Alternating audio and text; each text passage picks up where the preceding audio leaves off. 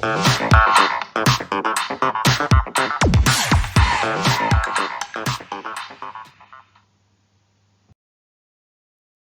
Everyone, welcome back to my channel medico ma'am.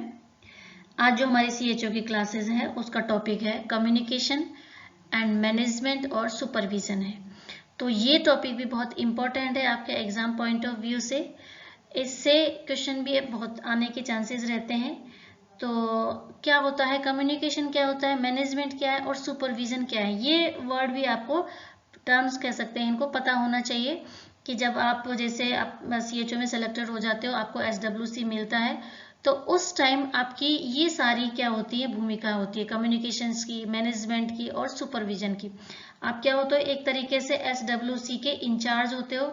तो आपको ये सारी चीजें किस तरह से आप चीजों को मैनेज करते हो, ठीक है, किस तरह से एडमिनिस्ट्रेशन का काम करोगे और एज आप सुपरवाइजर भी आप काम करोगे HWC पर। तो आपको ये सारी चीजें पता होना चाहिए कि किस तरह से आप एक संस्था को या एक जो ऑर्गेनाइजेशन है उसको संभालते हो अच्छी तरह से, किस तरह अपना आउटपुट देते हो वहां पर, और आपके साथ जो भी आपके साथ काम करेंगे उनको किस तरह से आप सुपरविजन करते हो, उनके साथ कैसा आपका कम्युनिकेशन होना चाहिए, कैसे आप उनसे तालमेल मिला करके और आगे अपना काम करते हो।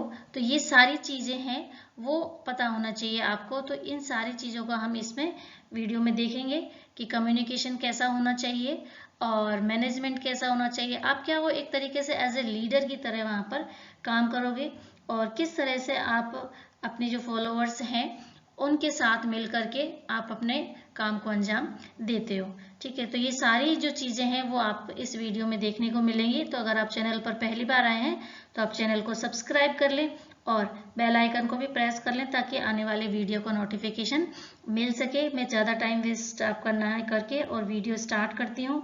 तो सबसे पहले जो क्वेश्चन है वो हम देख लेते हैं। क्वेश्चंस के माध्यम से ही हम क्या करेंगे, इस टॉपिक को डिस्कस करेंगे ना। क्वेश्चन है आपके सामने, liability that result from when the harm done by a supervisee is a result of the supervision itself is referred to as। ठीक है, क्वेश्चन समझ लीजिए आप क्या होता है इसमें, सुपरवाइजर और सुपरवाइजी। ठीक है, सुपरवाइजर मतलब जो सुपरविजन करता है, निरीक्षण करता है, उसको सुपरवाइजर बोलते हैं। सुपरवाइजी जो होता है जिसका सुपरविजन किया जाता है।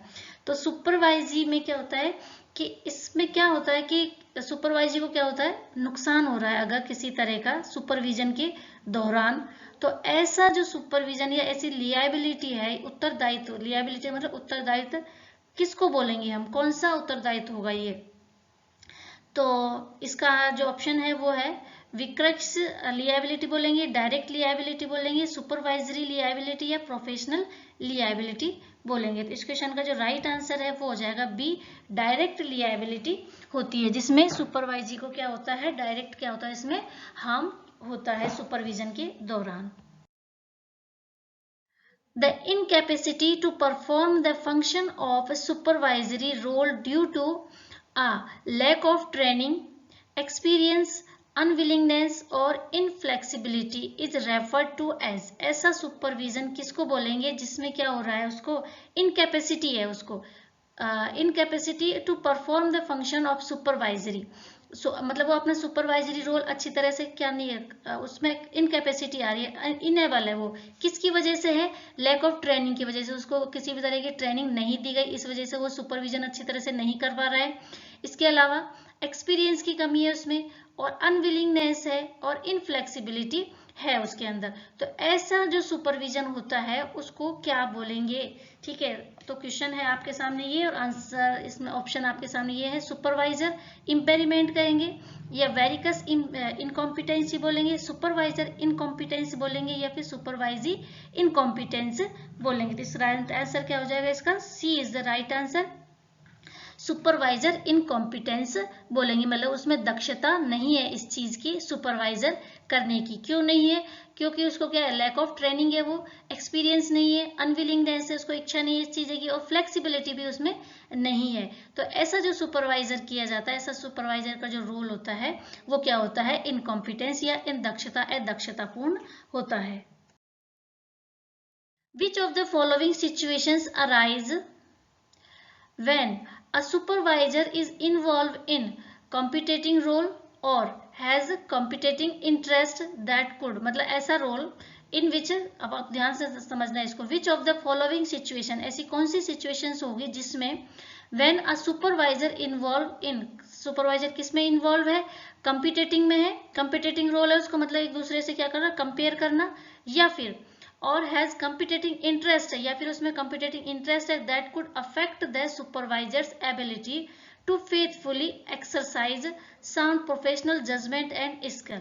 जो उसकी किसको जज कर रहा है, उसकी सुपरवाइजर की एबिलिटी को जज करेगा, या उसकी जो स्किल है उसको जज करेगा। किस तरह से करेगा, अगर उसमें कैसा रोल कर रहा है, वो कॉम्पिटेटिंग रोल्स कर रहा है या फिर इंटरेस्ट के साथ क्या कर रहा है, उसमें उसका सुपरवाइजर का रोल इन्वॉल्व है।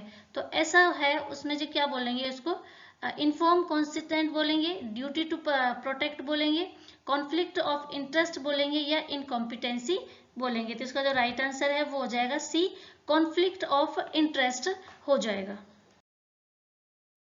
What is the term for the monitoring of events both internal and external to the organization that affect strategy? ऐसी उसको हम मॉनिटरिंग को क्या कहेंगे, जो कैसी होते हैं, एक्सटर्नल और इंटरनल दोनों। किसी ऑर्गेनाइजेशन की एक्सटर्नल और इंटरनल जो मॉनिटरिंग की जाती है उसको क्या बोलेंगे हम, ठीक है। ऑपरेशनल कंट्रोल बोलेंगे, स्ट्रेटेजिक सर्विलेंस बोलेंगे, स्ट्रेटेजिक कंट्रोल बोलेंगे, एनवायरमेंटल स्कैनिंग बोलेंगे। तो इसका राइट आंसर बी हो जाएगा, स्ट्रेटेजिक सर्विलेंस कहेंगे इसमें, ठीक है। स्ट्रेटेजिक इसमें दे रहेगा जो किसको अफेक्ट कर रही है, दैट इफेक्ट स्ट्रेटेजी, जो उसकी स्ट्रेटेजी को डिफेक्ट वो अफेक्ट करती है, किसकी वजह से, कि जो इंटरनल और एक्सटर्नल उसकी क्या की जाती है, मॉनिटरिंग की जाती है किसी भी ऑर्गेनाइजेशन को। तो अगर वो वहां की स्ट्रेटेजी को, उसकी जो रणनीति है उसको अगर क्या कर रही है, इफेक्ट कर रही है, तो उसको बोलेंगे हम कौन सी, स्ट्रेटेजिक सर्विलेंस कहेंगे। What are the main characteristic of an effective control system? Effective जो कंट्रोल सिस्टम है उसके मेन मतलब कैरेक्टरिस्टिक्स क्या होते हैं, उसके लक्षण क्या होते हैं, उसके सिम्टम्स क्या होते हैं। अगर आपने अच्छा कंट्रोल कर रखा है किसी भी ऑर्गेनाइजेशन पे, तो क्या इसके वो होने चाहिए, कैरेक्टरिस्टिक्स होने चाहिए उसके। तो इसका ऑप्शन है फ्लेक्सिबिलिटी होनी चाहिए, एक्यूरेसी होनी चाहिए, टाइमलेस होनी चाहिए, ऑब्जेक्टिवली होनी चाहिए, या फिर फ्लेक्सिबिलिटी होनी चाहिए। फ्लेक्सिबिलिटी मतलब उसमें थोड़ा सा लचीलेपन होना चाहिए, जैसे कोई नियम वगैरह बना दिए तो ये नहीं कि हार्ड एंड फास्ट उनको आपको फॉलो ही करना है, तो नियमों में क्या होनी चाहिए, फ्लेक्सिबिलिटी होनी चाहिए। एक्यूरेसी होनी चाहिए, बिल्कुल उनमें क्या होनी चाहिए, एक्यूरेट होने चाहिए। टाइमलेस होने चाहिए, या फिर उसकी जो अपन किसी भी सिस्टम में काम कर रहे हैं तो काम कैसा होना चाहिए, टाइमलेस, मतलब ऐसा काम करें या फिर ऐसा वहाँ पे स्ट्रेटेजी बनाए जो क्या हो, ज़्यादा टाइम कंज्यूम नहीं करे। और क्या होना चाहिए, ऑब्जेक्टिव, किसी ऑब्जेक्ट को ध्यान में रख करके बनाना चाहिए। या फिर नेक्स्ट जो है फ्लेक्सिबिलिटी होनी चाहिए, या मेजरेबिलिटी होनी चाहिए, टाइमलेसनेस होनी चाहिए, एंड ऑब्जेक्टिव होनी चाहिए। नेक्स्ट है जो फ्लेक्सिबिलिटी है, एक्यूरेसी है, रिलेवेंस है, ऑब्जेक्टिव है। Flexibility, accuracy, timelessness and relevance. तो इसका जो राइट आंसर है ए हो जाएगा आपको। इसमें क्या होना चाहिए, फ्लेक्सिबिलिटी, एक्यूरेसी होनी चाहिए, टाइमलेस होना चाहिए और ऑब्जेक्टिविटी होना चाहिए। ये जो वर्ड है नेक्स्ट जो ऑप्शंस में वो वाले नहीं होने चाहिए, जैसे टाइमलेसनेस नहीं होनी चाहिए, मेजरमेंट जो मेजरेबिलिटी नहीं होनी चाहिए इसमें, और इसके अंदर अगर देखा जाए तो रिलेवेंस ही हो गया है, और इसमें टाइमलेस आ ही रहा है इसका। तो इसका जो राइट आंसर है वो कैसा होना चाहिए, व्हाट आर द मेन इसके कैरेक्टरिस्टिक होने चाहिए। इफेक्टिव कंट्रोल, कोई भी सिस्टम को हम अगर कंट्रोल करें, ठीक है, किसी भी ऑर्गेनाइजेशंस में अगर कोई वर्क काम कर रहा है तो उसको हमें कंट्रोल करना है, उसको इफेक्टिवनेस बनाने के लिए अच्छा काम करें सारे, तो उसको करने के लिए जो मेन कैरेक्टरिस्टिक होने चाहिए वो ये होने चाहिए, फ्लेक्सिबिलिटी होनी चाहिए, एक्यूरेसी होनी चाहिए, टाइमलेस होनी चाहिए और ऑब्जेक्ट होना चाहिए उसका।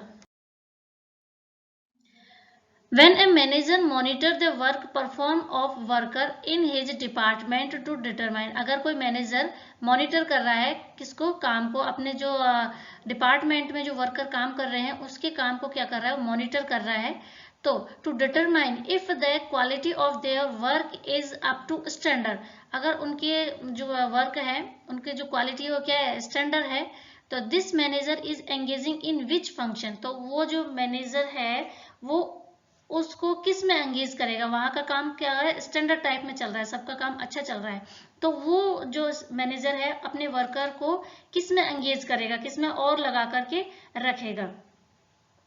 वो क्या करेगा, उसमें प्लानिंग करेगा, ऑर्गेनाइजिंग करेगा, कंट्रोलिंग करेगा या फिर लीडिंग करेगा। तो इसमें राइट आंसर हो जाएगा कंट्रोलिंग करेगा उनको, ठीक है, जो जहां पर काम कर रहा है उसको कंट्रोल करके रखेगा। अगर उसको थोड़ा सा ही ढील दे दी तो वो क्या हो जाएंगे, लियाबिलिटी उसमें कम हो जाएगी और वो काम करना क्या हो जाएंगे, थोड़ा लेजीनेस आ जाएगा, काम उसका स्टैंडर्ड में नहीं रहेगा। तो मैनेजर को क्या करना है, उन सभी को क्या करना है, एक तरह से कंट्रोल करके चलना है। Which type of leadership theory consider people inherit certain quality that make them better situated to leadership? ऐसी कौन सी थ्योरी होती है जिसमें लीडर की क्वालिटी को क्या किया जाता है, अच्छा बनाया जाता है, या फिर और जैसे सिचुएशन होती है उसके अकॉर्डिंग उसको क्वालिटी में इंप्रूव किया जाता है, अच्छी क्वालिटी बनाई जाती है। तो ऐसी जो लीडरशिप होती है वो कौन सी थ्योरी के अंदर आती है, जिसकी क्वालिटी को वो किया जाता है, क्वालिटी पर ज्यादा ध्यान दिया जाता है लीडर की पर।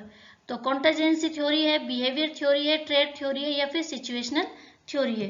तो इसका राइट आंसर सी होगा, इसको बोलेंगे trait theory. Which of the following characteristic is not related to laissez faire leadership? ठीक है, इसमें जो लीडरशिप होती है उसके कुछ टाइप्स होते हैं, डोमिनेंस हो गया, ठीक है, लेजायर फेयर लीडरशिप हो गया। तो इसमें आपको बताना है कि जो लीडरशिप होती है, लेजायर फेयर लीडरशिप होती है, उसका कौन सा कैरेक्टरिस्टिक्स नहीं है। तो इसका जो ऑप्शन है वो होता है, इसमें आपको दिख रहा है very little guidance from leader, ये वाला ऑप्शन होता है, या फिर completing freedom for followers to make decisions होता है, leaders provide the tools and resource needed, या फिर there is little time for group decision making, मतलब ग्रुप को डिसीजन लेने के लिए उसको क्या दिया जाता है, कुछ टाइम दिया जाता है। तो इस क्वेश्चन का जो राइट आंसर वो देख ले पहले अपन कि इसमें क्या होता है कि there is a little time for group decision making. तो ऑप्शन इसका डी हो जाएगा कि ग्रुप डिसीजन मेकिंग के लिए उसको क्या किया जाता है, कुछ टाइम दिया जाता है। ये इसका कैरेक्टरिस्टिक्स नहीं है, बल्कि ये सारे इसके क्या है, कैरेक्टरिस्टिक्स रहते हैं। विटी क्या दिया जाता है, इसमें वेरी लिटिल गाइडेंस दिया जाता है, बहुत कम इसमें क्या दिया जाता है, लीडर के थ्रू गाइडेंस दिया जाता है। एंड कंप्लीट फ्रीडम फॉलोअर्स को क्या हो जाता है, पूरी तरह से फ्रीडम रहते हैं, उसमें किसी भी तरह का क्या नहीं होता, रोक टोक नहीं होती है। लीडर के थ्रू जो फॉलोअर्स होते हैं अपनी मनमर्जी से क्या करते हैं, काम करते हैं, किसी भी तरह का कोई इसमें प्रेशराइज नहीं होता है। या फिर leaders provide the tools and resource needed, जो लीडर होता है अपने फॉलोअर्स को क्या करता है, टूल्स वगैरह रिसोर्स वगैरह प्रोवाइडेड कर देता है। लेकिन जो इसका कैरेक्टरिस्टिक्स नहीं है वो ये है कि there is a little time of group decision making, इसमें ग्रुप डिसीजन मेकिंग के लिए उनको क्या टाइम दिया नहीं जाता है लेजिफायर लीडरशिप के अंदर। और एक और होती है आपके लीडरशिप जो होती है डोमिनेंट लीडरशिप। इसके अलावा और जो लीडरशिप होती है वो होती है, एक होती है डेमोक्रेटिक टाइप की होती है, एक होती है ऑटोक्रेटिक लीडरशिप होती है, और तीसरी हमने बताई थी आपको लेजिफेयर लीडरशिप होती है।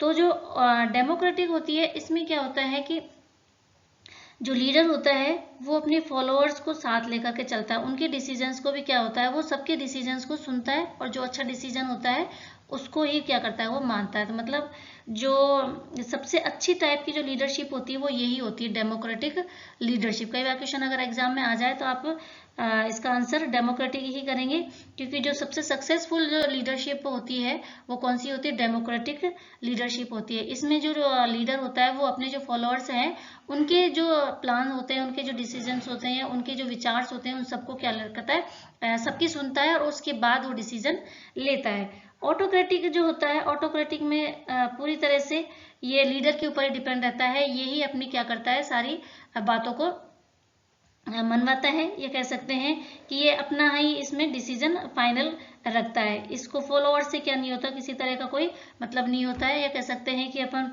कि फॉलोअर्स की ये ज्यादा नहीं सुन करके अपने ही डिसीजन ये मेन रखता है। बल्कि जो लेजिफायर होता है उसमें जो लीडर होता है उसका कोई ज्यादा रोल, इंपॉर्टेंट रोल नहीं होता है। इसमें फॉलोअर्स फ्री होते हैं और इन पर किसी भी तरह का ज्यादा कंट्रोल नहीं होता है लीडर का। ठीक है, तो ये 3 टाइप की लीडरशिप मेन है, आपको इनको ध्यान में रखना है और ये पता होना चाहिए कि किस किस टाइप की होती है और कौन सी लीडरशिप सबसे अच्छी होती है। WHO कॉन्स्टिट्यूट वाज, ये डेट आपको ध्यान में रखनी है, बहुत इंपॉर्टेंट है, बहुत बार रिपीट होता है ये क्वेश्चंस कि जो WHO को कब बना था। तो इसका ऑप्शन है 1947 में, 50 में, 52 में या 56 में। तो राइट आंसर ए है 1947 में WHO का कॉन्स्टिट्यूट हुआ था। The government of India announce the first national health policy in year. Government of India ने फर्स्ट नेशनल हेल्थ पॉलिसी कब अनाउंस करी थी? 1951 में, 82 में, 77 में या 1991 में? तो राइट आंसर है इसका ए, 1951 में। The bore committee was setup, bore committee कब बनी थी? आपको बहुत इजी क्वेश्चन है, बहुत रिपीट हो गया है क्वेश्चन, आसानी से दे सकते हैं इसका आंसर। 1943 में इसका कॉन्स्टिट्यूट हुआ। PSC under Public Health Care System in India was introduced as a result of recommendations by, जो PSC है उसका रिकमेंडेशन कौन सी कमेटी के द्वारा किया गया था, ये बताना है आपको। ऑप्शन है बोर कमेटी है, करतार सिंह कमेटी है, मुदालियर कमेटी या फिर प्लानिंग कमेटी। कमेटी बहुत इंपॉर्टेंट है, एक बार देख लेना सारी कमेटीज को, कौन कौन सी कमेटी के अंदर कौन कौन सा काम किया गया था और कब कब ये आई थी। इसका ऑप्शन है bore committee was introduce PSC।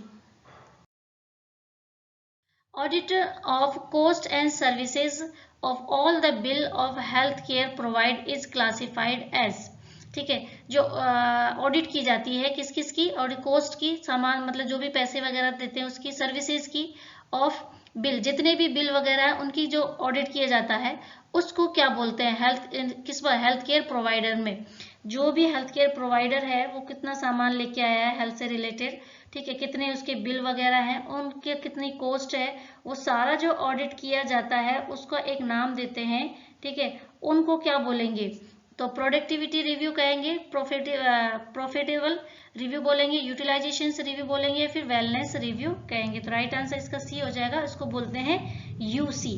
ठीक है, यूटिलाइजेशन सर्टिफिकेट भी कह सकते हैं या फिर यूटिलाइजेशन रिव्यू भी कहते हैं। जितने भी आपने खर्च किए हैं साल में उतने बिल वगैरह को क्या कराना, सबमिशन कराना बिल वगैरह में, उसके अमाउंट वगैरह चेक वेक करना और कितनी कितनी सर्विसेज के लिए कितने कितने अमाउंट इसमें खर्च कर रखे हैं, तो वो सारे किस में आते हैं? आपके यूसी के अंदर आते हैं।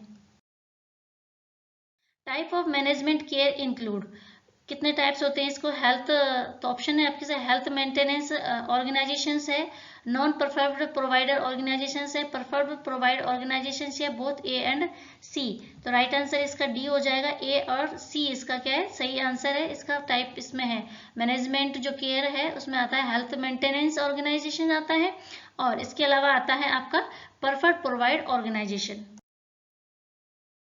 What is the science that study human society and social behavior? Science के उस ब्रांच को क्या कहेंगे जिसमें ह्यूमन सोसाइटी या सोशल बिहेवियर का स्टडी किया जाता है? तो ऑप्शन है साइकोलॉजी, सोशियोलॉजी या फिर फिजियोलॉजी कहेंगे या फिर आर्कियोलॉजी कहेंगे। तो इसका राइट आंसर हो जाएगा बी, सोशियोलॉजी कहेंगे, जिसमें ह्यूमन बिहेवियर या फिर ह्यूमन जो उसके सोसाइटी है उसका स्टडी किया जाता है। The attitude of supervisor towards the health worker should be, जो सुपरवाइजर होता है उसका बिहेवियर कैसा होना चाहिए अपने एक हेल्थ वर्कर के प्रति, कैसा होना चाहिए ये बताया। स्ट्रिक्ट होना चाहिए, कंट्रोलिंग होना चाहिए, सबमिसिव और रिक्वेस्टिंग होना चाहिए, पोलाइट एंड लिसनिंग होना चाहिए, बेस्ड ऑन सिचुएशन, मतलब सिचुएशन के ऊपर डिपेंड करता है, ऐसा होना चाहिए। तो इसका राइट आंसर है सी इज द राइट आंसर। कैसा होना चाहिए उसका बिहेव? पोलाइट होना चाहिए और लिसनिंग होना चाहिए, मतलब वो अपने हेल्थ वर्कर की सुने और उसका नेचर कैसा होना चाहिए? पोलाइट होना चाहिए, नेचर में वो बिल्कुल पोलाइट होना चाहिए, विनम्र होना चाहिए वो। All are quality of a good leader except, एक गुड लीडर किसको बोलेंगे? ये सारी क्वालिटी उसमें है एक को छोड़ करके। तो ऑप्शन है emotional maturity, achievement, orientation, personal integrity या ऑल। तो इसका राइट आंसर है वो हो जाएगा आपका ऑल। इसमें सारे ही क्या है इसके अच्छे जो लीडर है उसकी क्वालिटीज होती हैं। ठीक है, इसको आप एक्सेप्ट है, इसको आप क्या कर लेना, मिटा लेना इसको, ठीक है, इरेज कर लेना, ये नहीं आएगा इसमें। ठीक है, एक्सेप्ट नहीं होगा, ऑल क्वालिटीज होती है इसकी। What are the feature of supportive supervision? Supportive supervision किसको कहेंगे, कैसा होना चाहिए supportive supervision? More like a teacher, coach और mentor होना चाहिए, focus on improving performance होना चाहिए, फॉलो ऑफ रेगुलरली होना चाहिए, ऑल ऑफ द अबव होना चाहिए। तो राइट आंसर इसका डी होगा।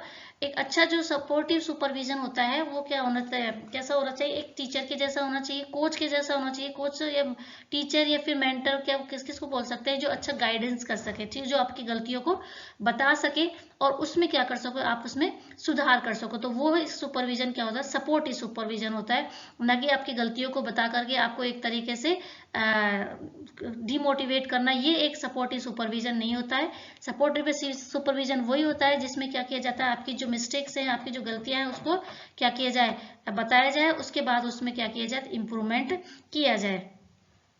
इसके अलावा ये भी एक फीचर होता है इसका, फोकस ऑन इम्प्रूविंग परफॉर्मेंस, ठीक है, ये मैंने बता दिया था, और फॉलो अप रेगुलरली। इसके अलावा जो सपोर्टिव सुपर, ये नहीं कि आपने चेक कर लिया और उनको गलतियों को बता दिया और आपने उसको दोबारा से क्या नहीं किया, फॉलो अप नहीं किया। तो जो सपोर्टिव सुपरविजन है उसमें ये भी आता है कि आपको रेगुलर क्या करना है, उसको फॉलो अप भी करना है कि जो आपने गलतियां बताई वो उसको करेक्शन किया गया है या नहीं किया गया है, ठीक है, उसने अपने आप में इम्प्रूवमेंट किया है या नहीं किया है। तो इसी तरह का जो सुपरविजन होता है वो क्या होता है, सपोर्टिव सुपरविजन होता है।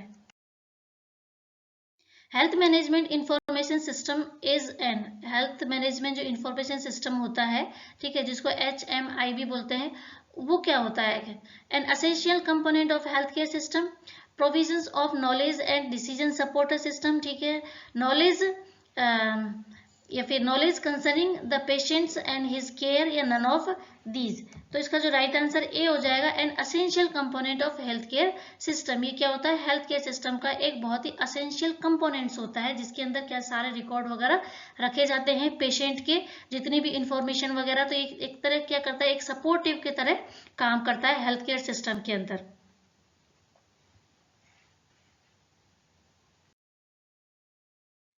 The basic unit of HMIS, HMI सब हमने देख लिया था इसमें, हेल्थ मैनेजमेंट इंफॉर्मेशन सिस्टम। तो इसके जो बेसिक यूनिट होती है वो क्या होती है, इंपॉर्टेंट है, इसकी फुल फॉर्म भी आपको पता होनी चाहिए क्या है। तो इसका राइट आंसर हो जाएगा ए, डाटा इसकी बेसिक यूनिट होती है। Quality is measured in different aspect except, ठीक है, जो मेजर करने की जो क्वालिटी होती है वो इसमें से एक नहीं है, वो बतानी है आपकी। Quality is a measured in different aspect, किस किस एस्पेक्ट में हम किसी भी क्वालिटी को क्या करते हैं, मेजर करते हैं, किस किस तरह से हम क्वालिटी को नाप सकते हैं एक के सिवा। टाइमलेसनेस होनी चाहिए, एक्यूरेसी होनी चाहिए, कंपिटेंसी होनी चाहिए, या फिर कंप्लीटनेस होनी चाहिए। तो राइट आंसर इसकी क्या होती है, सी इज द राइट आंसर। ये इसका क्या नहीं है, इसकी वो नहीं है, क्वालिटी को मेजर करने की एस्पेक्ट नहीं है, बल्कि ये क्या है, टाइमलेसनेस भी होती है। किसी भी क्वालिटी को नापने के लिए क्या होना चाहिए, टाइमलेसनेस होना चाहिए, एक्यूरेसी होनी चाहिए इसमें, और क्या होनी चाहिए, कंप्लीट होनी चाहिए वो जो। तो इसी तरह से हम उसकी किसी भी चीज की क्वालिटी को क्या कर सकते हैं, मेजर कर सकते हैं। Following are the member of VHNC except, बताना है आपको कौन से मेंबर इसमें नहीं होते हैं। Elected gram panchayat and members होते हैं, आशा होती है, staff of government health related services ये होता है, और नन ऑफ द अबाउज। तो राइट आंसर डी है, नन ऑफ द अबाउज, मतलब कि सारे ही इसके मेंबर्स होते हैं। Dash is increasing leadership rapidly, ठीक है, लीडरशिप में क्या इंक्रीजिंग होनी चाहिए जल्दी से, स्ट्रेटेजी होनी चाहिए, कमांड होना चाहिए, कंट्रोल होना चाहिए, गेटिंग अदर्स टू फॉलो, या फिर दूसरों को फॉलो करने की जो प्रवृत्ति वो होनी चाहिए। तो इसमें ए ऑप्शन है, इसमें क्या होना चाहिए, किस में बढ़ाना चाहिए, हमें जो स्ट्रेटेजी है, हमारी जो रणनीति है, उसको क्या करना चाहिए, इंक्रीज करना चाहिए। एक अच्छा जो लीडर होता है वो अपनी रणनीति में ही क्या करता है, जल्दी जल्दी से क्या करता है, उनमें रिपीटेड लाता है, इंक्रीजिंग लाता है, या उनमें चेंजेस लाता है। बल्कि ये कोई इसमें नहीं होता है कि कमांड करना, कंट्रोल करना, ये आम बात है, या फिर दूसरों को अपनी ओर ज्यादा आकर्षित करना, ये इसके ज्यादा इफेक्टिव नहीं है। बल्कि ये क्या होनी चाहिए, स्ट्रेटेजिक लीडरशिप होनी चाहिए। नेक्स्ट इज द, ये रिपीटेड क्वेश्चंस है, ठीक है, type of management care include, तो इसमें ए और सी आ जाएगा। हेल्थ मेंटेनेंस ऑर्गेनाइजेशंस और प्रीफर्ड प्रोवाइडर ऑर्गेनाइजेशन, ये भी रिपीट क्वेश्चंस हुआ है। The basic unit is, next question है, the JSY stand for, JSY की फुल फॉर्म बतानी है आपको, जनता सुरक्षा योजना, जननी सुरक्षा योजना, जीवन ज्योति सुरक्षा योजना या फिर ज्योति सुरक्षा योजना। तो राइट आंसर इसका बी है, जननी सुरक्षा योजना।